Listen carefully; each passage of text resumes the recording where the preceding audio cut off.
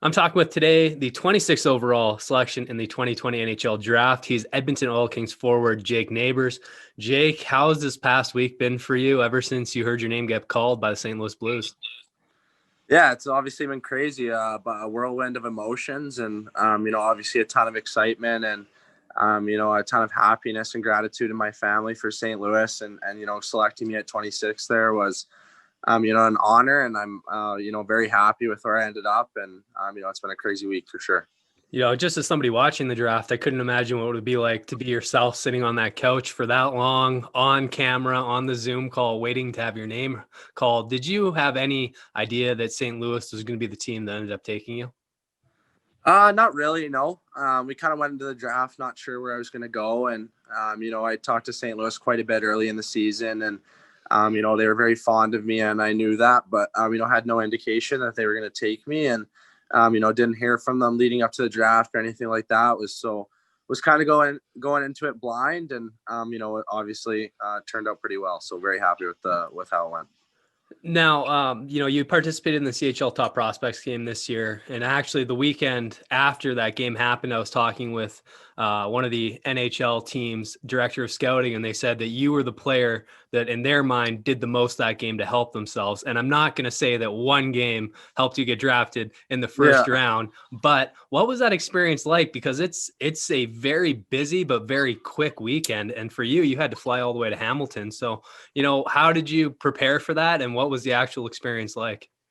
Yeah, it was awesome. Obviously, getting to go and to play in a game like that with a bunch of high talent hockey players is, an honor, and, definitely something I was very proud of. And, it was a crazy weekend for sure. I think, I flew in there actually late, like later than most of the guys that were in because I had to write a diploma before I went. So, I ended up getting in a bit late, kind of a hectic schedule. And, but once I finally got settled in, it was awesome. And yeah, kind of my mindset going to that game was just to not change who I am or how I play, just because of the game that I'm in. I tried to stay physical and, bring that energy type game that I try to bring consistently. And, that was kind of my game plan going into there. And that game you play has helped you so much in your career so far. I mean, you look at what you did at 16 years old. You had 24 points in 47 regular season games, but then turn to the playoffs and you have 12 points in 16 playoff games. How much of an impact do you think that strong playoff run that you guys went on and the performances that you had helped you heading into this season?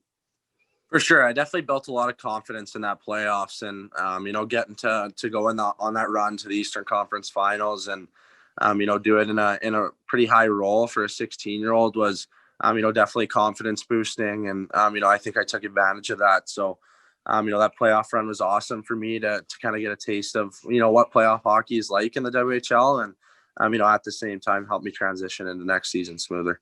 And this season, you had a terrific year as well. 23 goals, 47 assists, 70 points. And, one of the cooler stories I think about the draft for us this season was the fact that you and your good friend, Ozzy Weisblatt, both went in the first round. Ozzy actually just signed his first entry-level contract with San Jose, so congratulations to him.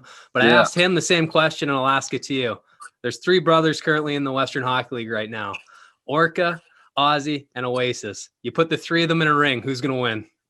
Oh, that's a tough question. I don't know. I think I gotta take Oz. He's got some battle in him. He doesn't like to lose too much, but that'd definitely be a battle till someone's knocked out. I think that'd be interesting for sure. Yeah, he said that Oasis would probably win because he's so used to getting beat up. He's the toughest out of the three of them. So. Oasis is definitely the toughest, but he's obviously still a little bit younger. So I don't know if he'd win the fight, but he's definitely, one of the strongest for sure as well. He's strong for his age. Yeah, he's preparing for the war. My last question for you, and this is more just a general knowledge question here, but you got sent 31 jerseys and hats for the draft. What happens to those jerseys and hats? Do they let you keep them, or do you have to send them back? Yeah, so they only send hats, so we didn't get any jerseys. But so for the hats, I kind of, obviously held on to them, figured out what team I was going to, and then kind of after that, it was whoever texted me first, and dibs whatever team that they wanted. But obviously I had a couple friends that went in the draft. Garen Bjorklund went to Washington there in the 6th round, and so me and Oz kept our Washington hats and gave them to him and his family, and My other buddy, Ronan Seeley, got drafted to Carolina. So I gave my Carolina hat and, trying to disperse them to people who deserve them and who need them. So, but other than that, they're up for auction. So, hey, that's a great move. You know what? You just graduated high school. You're in the real world now. You got to make some money somehow. You got a bunch of extra hats there. Let's get them out. Exactly. Yeah. That's awesome, Jake. Well, congrats again. Best of luck as we get ready for the season here, and enjoy the rest of the time that you have with your family. Thank you so much. I appreciate it.